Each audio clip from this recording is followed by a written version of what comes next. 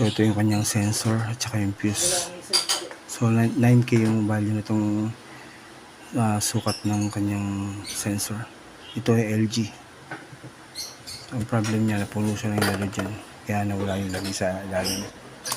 So nawala yung lamig dito sa ilalim nito.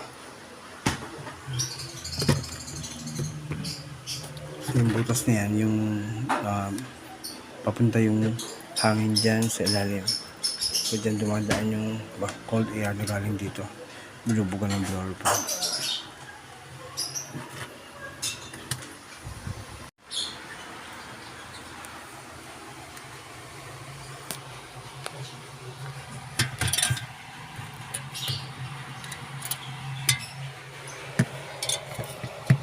Talagang kakaroon ng tubig yun pagka walang barado dito.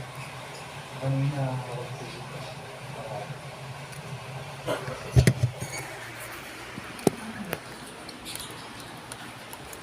Ang purpose po kasi niyan, kaya nakababad dyan, para mag-evaporate yung tubig. Oo. Kasi pag hindi kasi nag-evaporate yan, babaha dito.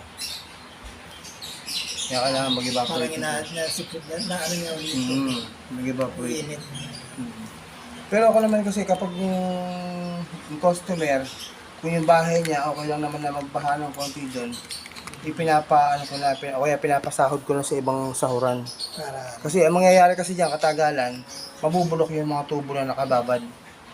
Yun ang problema sa ganyan. Katagalan niya, mabubulok yung mga tubo na yan. Ngayon, kinakalawang na, di ba? Kaya kung ang ginagawa ko sabi ko sa customer, lagyan ng hose dito, isahod na lang sa ibang drain pan. Kapag magde-drain, no? Oo, para hindi na siya pupunta rito. Kasi problema naman yan later, mabubulok yung tubo, sisingaw yung preyon. Ano ko yan, bomba na yan. Kasi kapag nabulok yung tubo na yan, sisingaw yung preyon dyan.